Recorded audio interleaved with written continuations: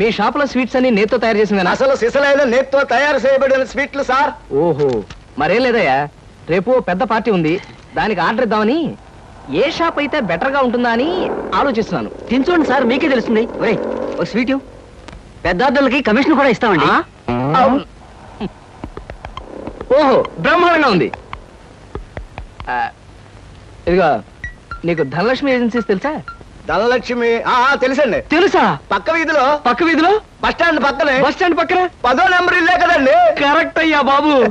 అమ్మయ్యా, ఇదిగో అక్కడ రేపు పార్టీ. కుర్రాడికి అడ్వాన్స్ ఇచ్చి పంపిస్తాను. 10 కేజీల స్వీట్ బ్రహ్మాండంగా ఉండాలి. 10 కేజీలు. ఓ మైసూర్ పాకు. ఈ మైసూర్ పాకు ఏంటి సార్, పాలకోవా కూడా తీసుకోండి. Thank you. స్వీట్ మాత్రం బ్రహ్మాండంగా ఉండాలి. చాలా బాగుండాలి. బాగా చేద్దాం. ఏమండి అడ్వాన్స్? ముక్క పీకడానికెందుకురా తొందర, చిందర వందరే. ఇదిగో దొంగ కోళ్ళ నా ముక్కలు చూస్తే నేను ఒప్పుకోను. అయినా మీ చేతిలో ముక్కలు పెట్టుకుని నా చేతిలో ముక్కలు చూస్తారేంటి? నా ముక్కలు ఎప్పుడైనా చూసుకోవచ్చు కదరా. ముందు నీ ముక్కలు చూస్తే ఒక పని అయిపోతుంది కదా.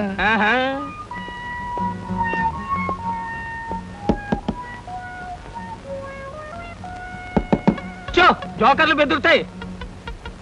ఇదిగో బాబు, ధనలక్ష్మి ఏజెన్సీస్ ఆపరేటర్ గారు ఉండేది ఎక్కడ? వేసుకో ముక్క, చూపిస్తాను. షో తర్వాత చూపించవచ్చు కానీ ఆపరేటర్ గారు ఎక్కడున్నారు చెప్పవయ్యా. ఇదిగో ముక్క ఖర్చేయండి. ఏం ఖర్చు చేయడం ఏమిటో.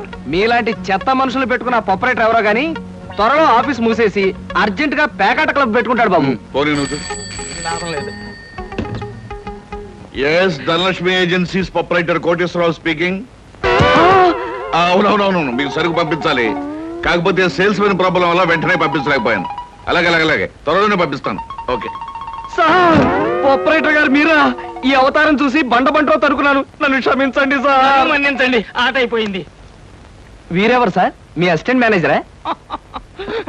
కాదయ్యా, వీడు నా ప్యూన్ గాడు. నేను ఇచ్చే జీతం డబ్బులు కాక కనీసం నా దగ్గర నెలకి ప్యాకెట్లో 200 రూపాయలైనా ఖర్చు చేస్తాడు. మీరు ప్రొపరైటర్ అయ్యుండి ఆఫ్టర్ ఆల్ ప్యూన్ తో ప్యాకెట్ ఏమిటి సార్? చూడవయ్యా, ఆఫీస్ టైమ్స్ అయిన తర్వాత ప్రొపరైటర్ ప్యూన్ అనే తేడా లేదయ్యా, అందరూ సమానమే. అవును, ఇంటర్వ్యూకి వచ్చినట్టున్నావు, నీ పేరేంటి? కృష్ణ సార్. ఇంటర్వ్యూ కని పొద్దుననగా బయలుదేరి ఇప్పటికి చేరుకున్నాను సార్. మీరేమీ అనుకోనంటే ఒక్క మాట అడుగుతాను సార్. ఇంటర్వ్యూ కని పిలిచిన అడ్రస్ లో గాంధీనగర్ పక్క, కమలా థియేటర్ వెనకాల, రాముల వారి గుడి ముందు అని అర్థం పర్థం లేని అడ్రస్ ఇచ్చారేమిటి సార్? చూడు కృష్ణ, నేను ఇవ్వాలనుకున్నది సేల్స్ మెన్ ఉద్యోగం. సేల్స్ మెన్ అనేవాడు ఊరంతా తిరగటం, ఎలాంటి అడ్రస్ అయినా పట్టుకోగలగటం మొదటి క్వాలిఫికేషన్. ఆ క్వాలిఫికేషన్ ఉన్నవాడే ఇక్కడికి రాగలడని అడ్రస్ అలా ఇచ్చాను.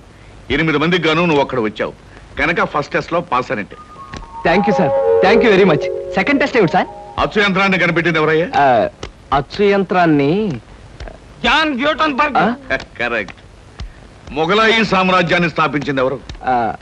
బాబరు. కరెక్ట్. జపాన్ కరెన్సీని ఏమంటారు? యం. కరెక్ట్. సార్, మీరు అడిగిన ఒక్క ప్రశ్నకి నాకు సమాధానం తెలియదు. మీ ప్యూన్కి అన్నీ తెలుసు. నాకంటే అతనే బెటర్ అనుకుంటాను మీ సేల్స్ మెన్ ఉద్యోగానికి. నేను వేసిన అక్కర్లేని ప్రశ్నలకు జవాబులు తెలుసు కనుకే వీడు జవాన్ పోస్ట్ లో ఉన్నాడు. ఇలాంటి ప్రశ్నలకు జవాబులు తెలియకపోవడమే సేల్స్ మెన్ క్వాలిఫికేషన్. కనుక నువ్వు 2వ టెస్ట్ లో కూడా పాస్ అయ్యావు. ఇక 3వ క్వాలిఫికేషన్ ఏమిటంటే మన సరుకుల గురించి అబద్ధాలు చెప్పడం. ఏది, ఒక్క అబద్ధం గబుక్కుని చెప్పు. మీరు భలే అందంగా ఉంటారు సార్. అసలేవయ్యా, నా గురించి కాదు, నేను అడిగేది అబద్ధాన్ని గురించి. నేను ఇంతకు ముందు చెప్పింది అబద్ధమే sir. Correct. You are appointed as the salesmen. రేపే వచ్చి డ్యూటీలో జాయిన్ గా. Thank you sir.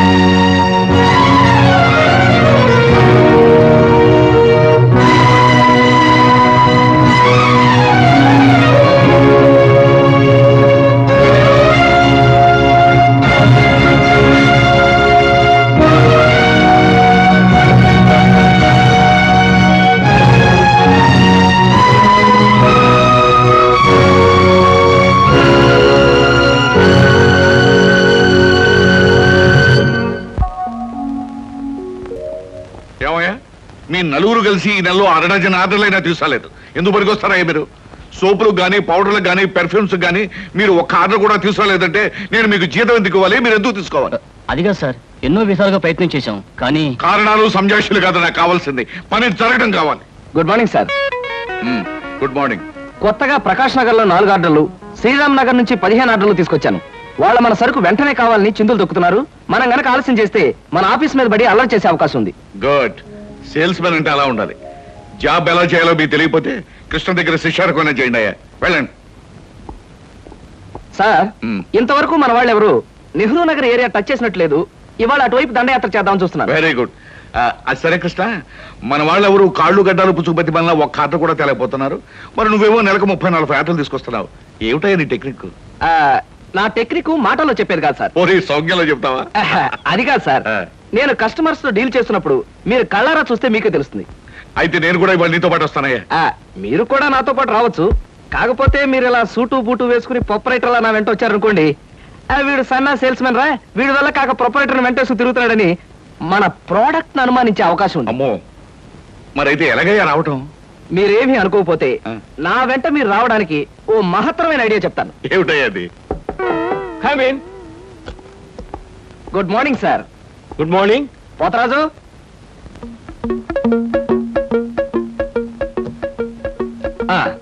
మీరు కొత్తగా పెట్టిన ఈ సూపర్ మార్కెట్ చూస్తుంటే నా మతి పోతుంది సార్. అసలు మీ సూపర్ మార్కెట్ దెబ్బకి సిటీలో ఉన్న సూపర్ మార్కెట్లని ఫ్యాట్. Thank you. By the way, నా పేరు Krishna, Dhanalakshmi agencies sales representative ని. Glad to meet you. Very nice to meet you sir. వీడు మా బాయ్. అదే పోతరాజు, నా పర్సనల్ అసిస్టెంట్. మీరు వచ్చినందుకు నాకు చాలా సంతోషం. రండి కూర్చోండి. Thank you.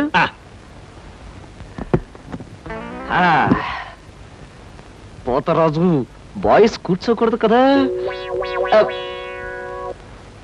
అలాగే నిలబడతానులేండి. సార్, మా ప్రోడక్ట్స్ అన్ని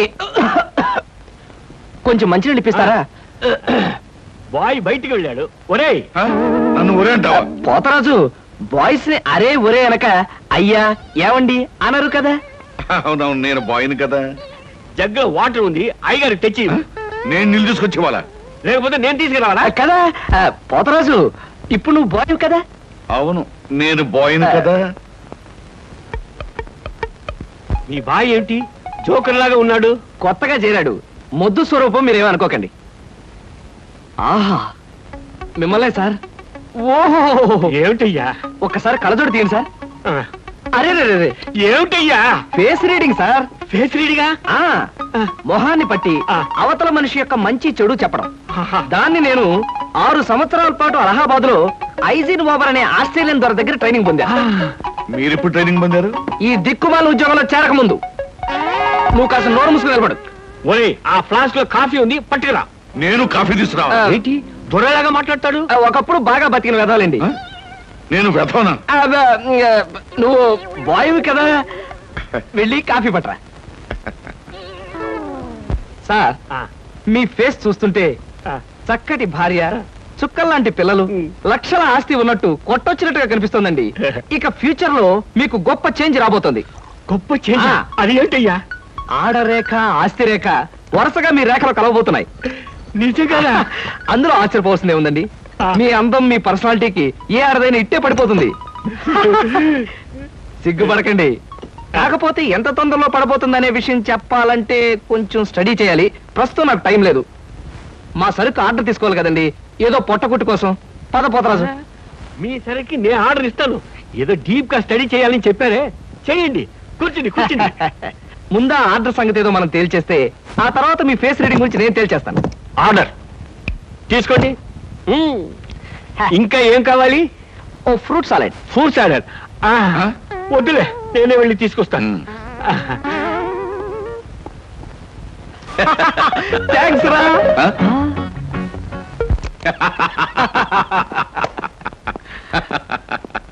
నిజంగా నీకు గొప్ప టాలెంట్ ఉందయ్యా.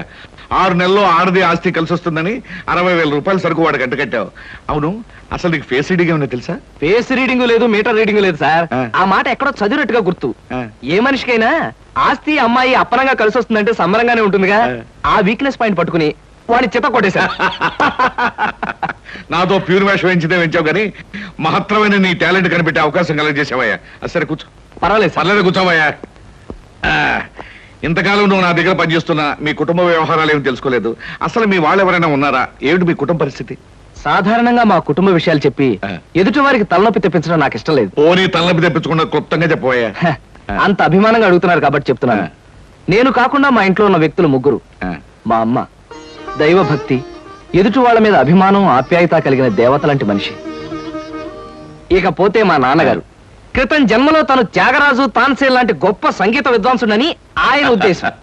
తన రాగాలతో ప్రజలందరికీ రోగాలు తెప్పిస్తూ, తన ఆలాపంతో ప్రజలందరినీ హాహాకారాలు చేస్తుంటే పేటలో ఉన్న వాళ్ళందరూ గొంతు పిసిగేస్తామని వాళ్ళ నిర్ణయం తెలియజేశారు. దాంతో భయపడిపోయి ఆయన బాత్రూమ్ లోనే పాడుకోవడం హాబీగా పెట్టుకున్నారు. ఆ సుగుణమే కాకుండా పేకాట పిచ్చి కూడా ఉంది. పని పాట లేని వాళ్ళందరితో చేరి పేకాట్లో ఎప్పుడు ఓడిపోవడమే కాకుండా అప్పుడప్పుడు తన బట్టలు కూడా తాకట్టు పెట్టేస్తుంటారు.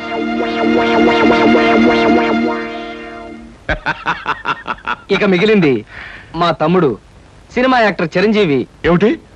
సినిమా యాక్టర్ చిరంజీవి మీ తమ్ముడా? అబ్బే కాదు సార్, మా తమ్ముడు బాబ్జీ చిరంజీవి అభిమాని. అలా చెప్పు, లేకపోతే చిరంజీవి మీ తమ్ముడు ఏమిటి, నీకు ఉద్యోగం ఏంటి అనుకుంటున్నాను. అబ్బే కాదు సార్, ఇక యథాశక్తి వాడు చదువు సంధ్యలు మానేసి సినిమా థియేటర్ల దగ్గర కటౌట్లకు దండలు వేయడం, చిరంజీవి సినిమా రిలీజ్ అయితే పిచ్చిగా రెచ్చిపోయి థియేటర్ దగ్గర గోల చేయడం ప్రస్తుతం వాడి జీవిత జయంగా పెట్టుకున్నాడండి.